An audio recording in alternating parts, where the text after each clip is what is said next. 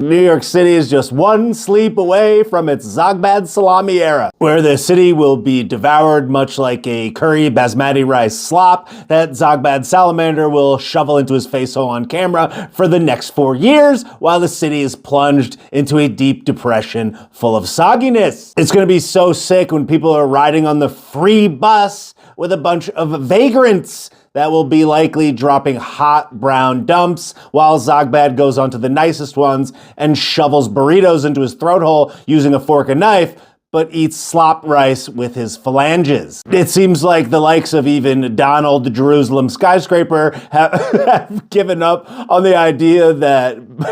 that Sliwa could win the race, posting just an hour ago on Truth Social that you have to vote for Cuomo. Kind of sad to think that even the most influential voice in the entire world objectively knows how much of a threat Zogbad Salami is, calling him a communist and that his ideas have been tried and never worked for thousands of years, yet can't even come to endorse the Republican candidate for the city that he was born and raised in and was living in for the majority of his life. But yeah, don't even try for the Republican, even though in the last mayoral election in New York City, he got over 300,000 votes. But no, you gotta vote for the Dehydrated Owl, because, you know, we'd rather have a dehydrated owl that grabs his subordinates and tosses all the olds into the nursing homes for them to get clapped and then goes, so what, they died, instead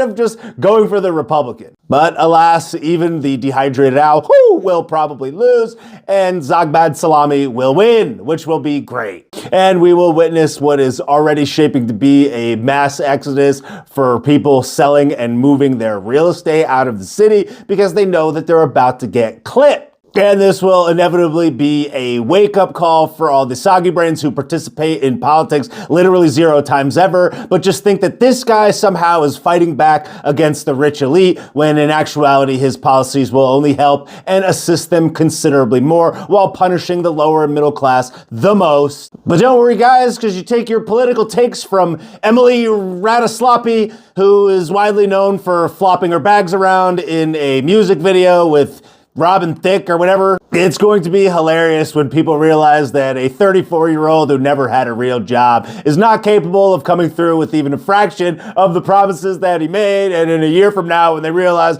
that they don't have free buses, free grocery stores, free childcare, and free everything, it's going to be hilarious watching them melt down. A lot of good that $30 an hour minimum wage and that free bus and free healthcare will be when all the big businesses move out of town and you got no job at all. Best of luck, New York. It's gonna be fun.